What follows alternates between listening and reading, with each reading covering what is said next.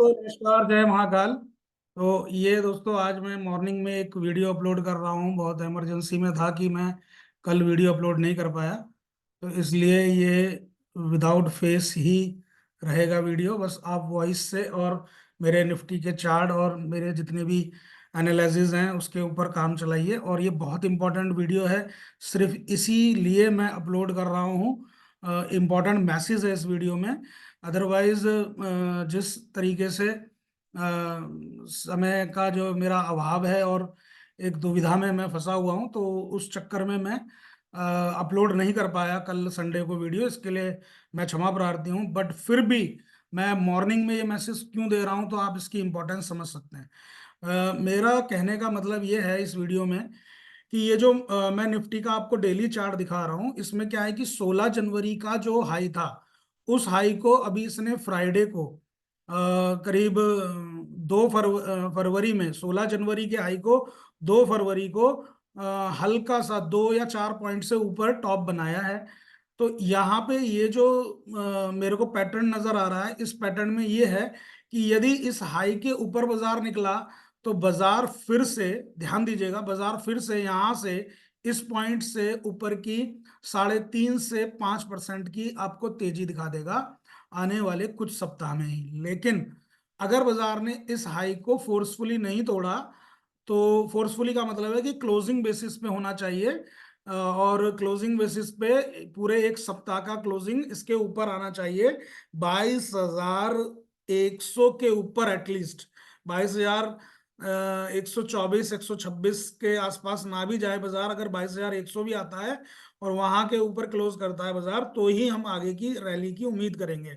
नहीं तो ये वाला जो वीक है, जिस वीक में हम आज से काम करेंगे बाजार में, 5 फरवरी से, तो इस 5 फरवरी से लेकर के जो बाजार है 9 फरवरी तक का, इसमें आप ऐसे समझिए कि एक तो इम्पोर्टेंट कुछ इवेंट डाटा आने हैं, आरबीआई का एमपीसी मीट भी होना है ना, और एक दो इम्पोर्टेंट डाटा है, इन्फ्लेशन का डाटा है। तो इस तरीके के इन सब डाटा पे भी नजर रहेगी बाजार की। लेकिन इसके अलावा बाजार में आपको यहाँ पे इस वीक में अपनी प्रॉफिट बुकिंग की प्लानिंग करनी है। जो भी आपके स्विंग ट्रेड ओपन हैं उनको आप बहुत अच्छे से प्रॉफिट बुक कर लीजिए। वैसे तो लास्ट वीक में मैंने जो स्विंग ट्रेड दिए थे, जैसे कि रिलायंस दिया था, कैनरा बैंक दिया था, कोल इंडिया दिया था, कैनफिन होम दिया था, जिंदल स्टील दिया था, तो ये सभी हमारे स्विंग ट्रेड थे जो मैंने लास्ट वीडियो में बताए थे। और मैं माफी चाहूंगा कि इस वीक भी मुझे बताने थे, लेकिन मैं क्योंकि स्टडी उतनी नहीं कर पाया, तो मैंने अभी कोई ऐसे स्टॉक्स स्विंग ट्रेड के लिए नहीं अपने तरफ से निकाले हैं, तो इसलिए मैं वीडियो में शेयर नहीं कर पाऊंगा दोस्तों।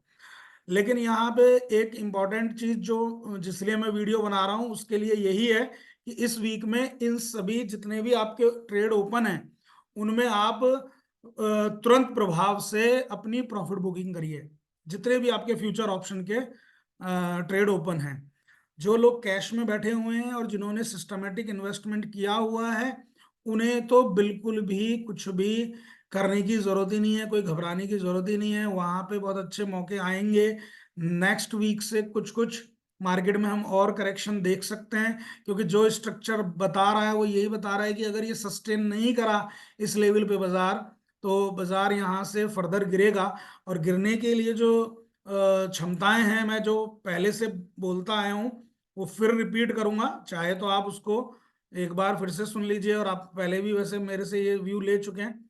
तो 21,150 का जो इमीडिएट सपोर्ट है दोस्तों, वो वैसे ही वैसे मेरा मेंटेन है, जैसे कि पहले मैं बोल रहा था वैसे ही चलेगा वो 21,150। और 21,150 के बाद में गिरने पर फर्दर गिरावट 20,800 तक की जो पहले थी वैसे ही अभी भी मेरा व्यू इंटैक्ट है। यहां तक तो कोई समस्या देखिए है नहीं।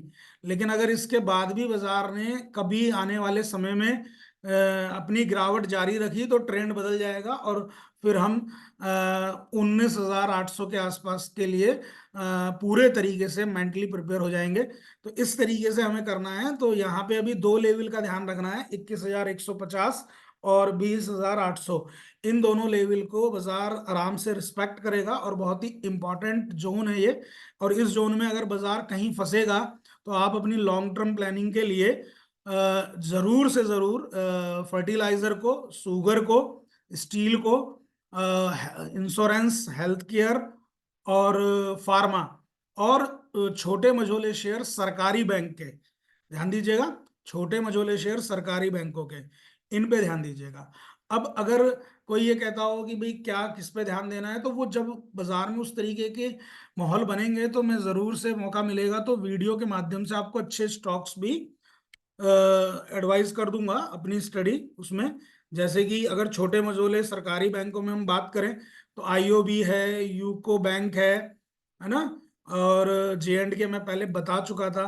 तो देखिए ये यूको बैंक का चार्ट भी आप देख सकते हैं। अगर आपको यूको बैंक में लॉन्ग टर्म प्लान करना है तो यूको बैंक की आप एसआईपी स्टार्ट कीजिए, और एसआईपी का जो रेंज रखिए वो अपना ये रखिएगा 40 रुपीज से लेकर के 50 रुपीज, या 55 तक भी रख सकते हैं इसको।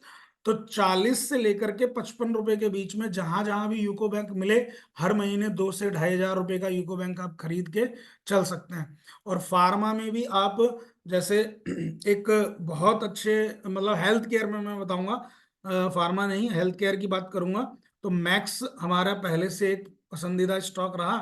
तो मैक्स तो अब 1,000 के लिए तैयार हो ही चुका है जैसा कि मुझे लग रहा है। लेकिन फिर भी अगर आपको आगे भी इसमें फर्दर बने रहना है तो 1,000 के बाद ही इसको रिव्यू कीजिएगा। हालांकि ये कैंडिडेट 1800-1900 का हो चुका है जब से इसने लखनऊ में सहारा हॉस्पिटल को टेक ओवर किया है। तो इसके रेवेन्यू काफी 1-2 क्वार्टर के बाद और इम्प्रूव होंगे। तो इस तरीके से आप इसे देख सकते हैं। स्पार्क को देख सकते हैं आप। स्पार्क मैंने अभी 3 सप्ताह पहले ट्वीट भी किया था, तो जिन लोगों ने ट्विटर पे हमें फॉलो किया होगा उन्हें पता है। तो इस स्पार्क को मैंने इस लेवल के आसपास, देखिए आपने देखा हो उस वक्त स्पार्क चल रहा था 280 से 270 के बीच में, और वहां से एक बहुत अच्छी रैली दी है स्पार्क ने। अभी फिर से एक देखिए, ये इसने थोड़ा सा जो कंसोलिडेशन किया है स्पार्क ने, तो ये अगर आपको कहीं भी 330 के आसपास मिल जाए आने वाले समय में, या 310 तक भी मिल जाए, तो इन दोनों लेवल पे फिर से बाइंग बनती है। और यहां से मिनिमम टारगेट 40-50% के हैं दोस्तों। तो मैं अभी ज्यादा तो और कुछ नहीं बता पाऊंगा। आज के लिए मैंने काफी चीजें इसमें अपडेट कर दी हैं, लेकिन एक रिक्वेस्ट सभी से, जितने भी ऑप्शन ट्रेडर हैं, फ्यूचर की पोजीशंस हैं, इस सप्ताह में मौका मिल रहा है, आप लोग बुक कर लीजिए। नेक्स्ट वीक से थोड़े से बाजार में हमें बहुत ज्यादा वॉलेटिलिटी और बहुत ज्यादा मतलब इस तरीके की चीजें रहेंगी कि स्टॉप लॉस ट्रिगर हों, ऐसा मुझे लग रहा है। क्योंकि जो डाटा है, जो फ्लेक्सिबिलिटी है, जो इंडिया विक्स है, वो इस तरीके की बात कर रहा है। तो इन सबको ध्यान में रखते हुए मैं ये वीडियो में मैसेज कर रहा हूँ। करेक्शन के आसार बनते जा रहे हैं, तो थोड़ा सा करेक्शन हमें फरवरी मंथ में मिलना चाहिए। और 21 से 150 के लेवल को ध्यान में रखते हुए हम करेक्शन का स्वागत करेंगे। अगर वहां पे भी करेक्शन नहीं थमती है तो 20,800 की राह देखेंगे। 20,800 और 21,150 के बीच में करेक्शन सेटल हो जाएगी और फिर से हमें बाजार में एक अच्छी तेजी देखने को मिलेगी। तो ऐसा मेरा मानना है। अभी मैं वीडियो में यही बोलूंगा बस दोस्तों। प्लीज इस वीडियो को जरूर से देखिएगा और चैनल को सब्सक्राइब कीजिएगा। जय महाकाल दोस्तों।